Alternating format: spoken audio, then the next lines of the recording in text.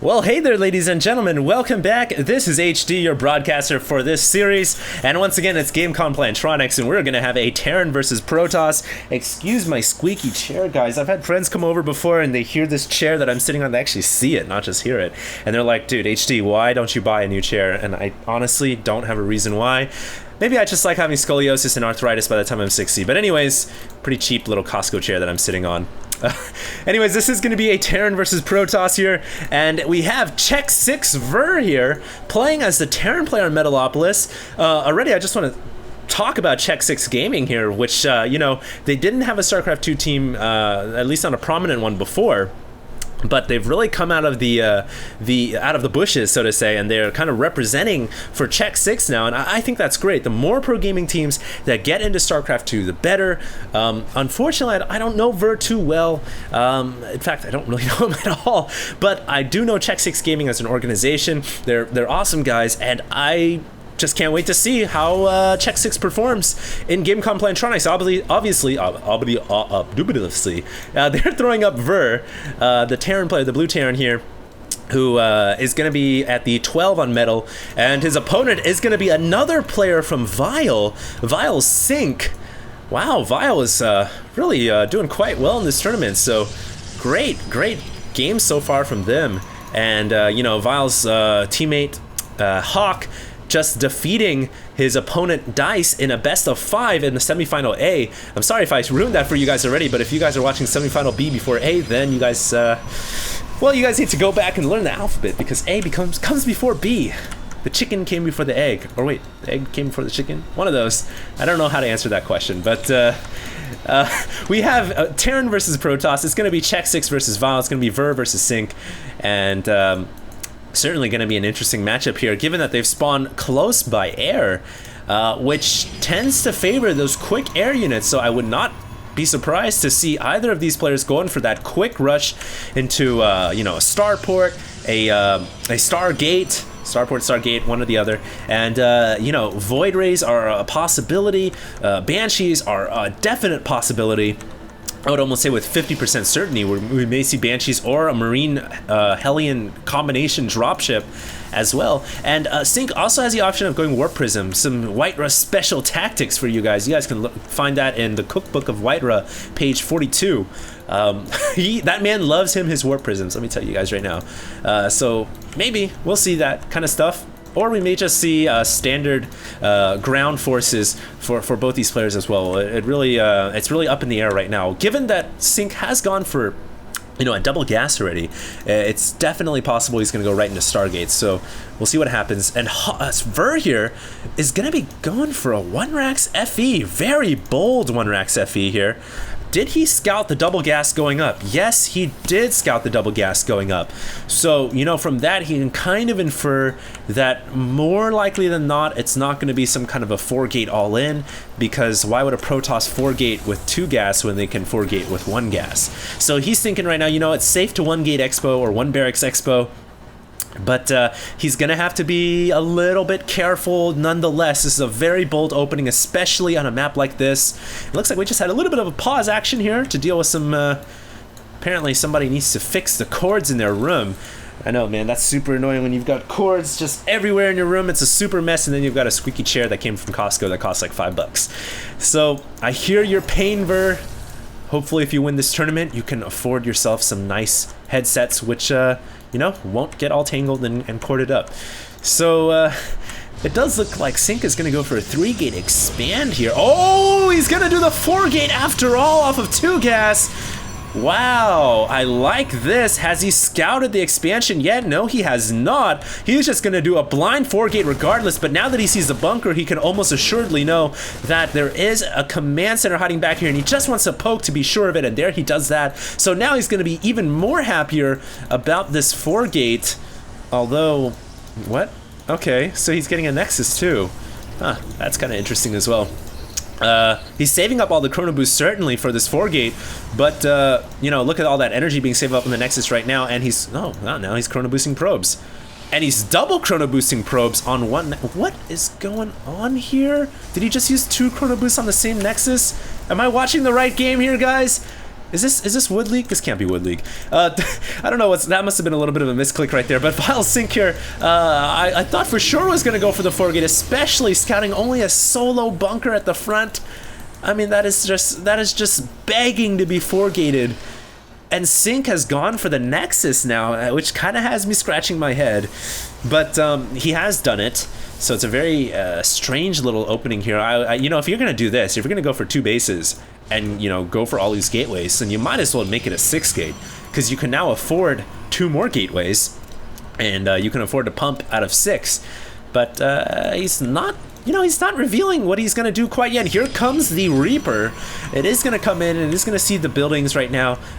Ver isn't going to be super concerned with the 4-gate now, because, you know, if it was a 4-gate, if it was a hard 4-gate, it would have come around 6 or 7 minutes. It's now 8 minutes in the game, so this actually looks pretty standard. It doesn't look too menacing, and well, he's just going to throw down 1 bunker just in case as well. So just playing it safe, just a little bit. But a very unusual opening from Sync. This may be something new that new developments in Terran versus Protoss that I'm not too quite sure about. Maybe Sync read some special tactics on page 48, which I haven't gotten to that chapter yet. But this is a very interesting style. A delayed 4-gate, so to say. No robotics facility yet. He has cut pro production. No, he hasn't. But he's been saving up Chrono Boost. So he has a lot of potential Chrono Boost here, and there comes the robotics facility. He has the proxy pylon, and he is ready to bust down that front door, but now there's 2 bunkers up, and oh, Vern leaving Marauders inside that bunker. I wonder why he did that. He should actually put Marines in there because they're more fragile, but nonetheless, he is gonna get a pretty good concave over Sync's forces, and of course, you guys all know concaves are so important in StarCraft 2. You get more surface area, you're able to do more damage over time. And Sync actually has to fall back, cannot continue to engage at that front door, and the delayed 4-gate, you know, better late than never, I guess. But a very interesting style there ends up backfiring, and now, you know, he's got all this energy on his Nexi that he's still not using. He hasn't Chrono Boosted a darn thing, and at this point, it's actually becoming counterproductive because he's got all this energy saved up, which, you know, it should be used for something. Energy is, you know, when you have energy, you go exercise, you go burn that off. You don't just let it store up or you become fat. And yeah, bad analogy, I know, but I feel like Sync may be getting a little bit lethargic here with his play. What's his APM? 191. I mean, good lord.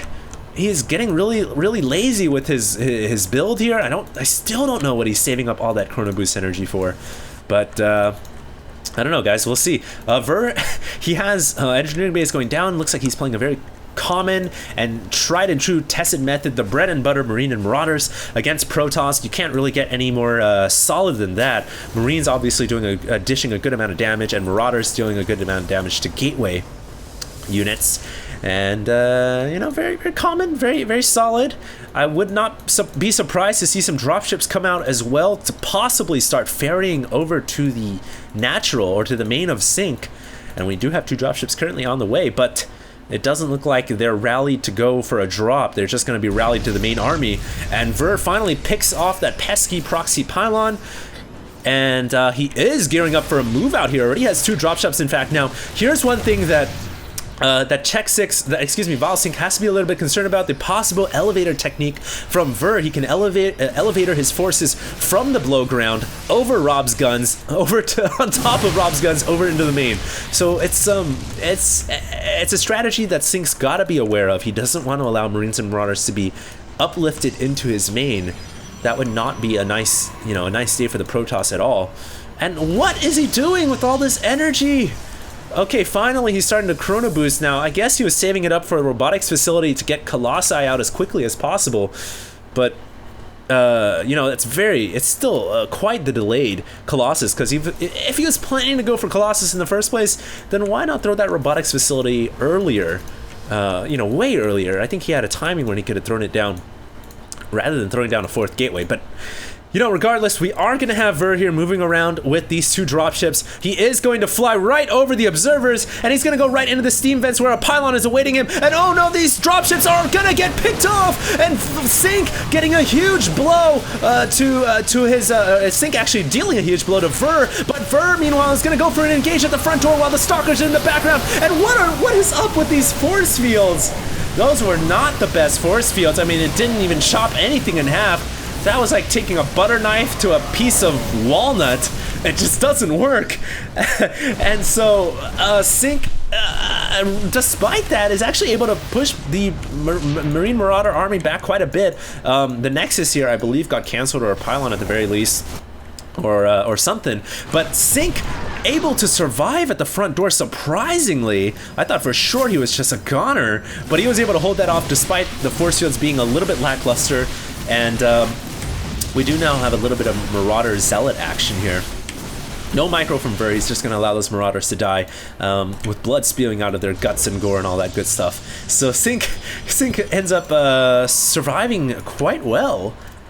His army, though, I gotta say, his army is not doing too great at all. He's at 110 supply, under 150, and that is obviously not a good situation. Ver has a much more powerful army, actually has a little bit better economy as well, and he has a 3rd base now up and running, whereas he's denied Sync's 3rd with those Marines and Marauders. So Ver is certainly sitting in a great position here, looking to deny Vile a team versus team, a teammate versus teammate situation in the grand finals, which would be, you know, it would be awesome to see Sync versus Hawk, but at the current rate things are progressing, it almost looks like Ver is poised to take a victory here in game 1. Keep in mind, this is a best of 5, so the first game, while it means a lot, isn't the end-all be-all.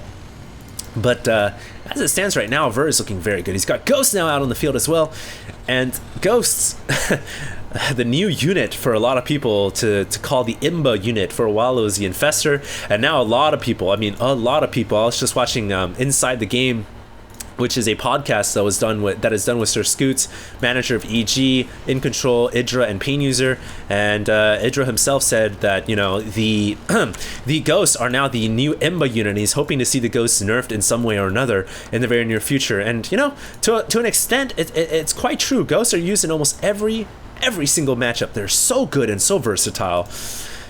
And, you know, I think they are going to hold the keys for victory here for Ver. He's going to be able to EMP these Templar, completely negating them, and the sentries as well. And the thing that Sync's got to do to deal with those Ghosts, he's got to run those Templar up and try to feed back the Ghosts before the Ghosts get the EMPs off. Now, we do have a comsat going down. Just picked off the Observer. Another comsat to reveal the army. I think Sync is going to be very happy to engage here. He's got such a sizable army advantage here. And he's going to go in with an EMP right smack over those sentries. A second EMP for good measure, but he misses the Templar. And the Templar go in with a massive storm over the Marines and Marauders, almost all but killing the Marines. However, there are still a lot of Marauders on the ground, and the Marauders alone should be able to end the game. And Sync calls a GG, so a pretty solid play by Ver. Couldn't really find any holes in his play right there. Just playing a very solid bread and butter style cookie cutter Marine Marauder, and was able to take the win quite easily. So well played by Ver. And don't go anywhere, guys. We're gonna have game 2 in this series coming up right after this. Remember, it's a best of 5.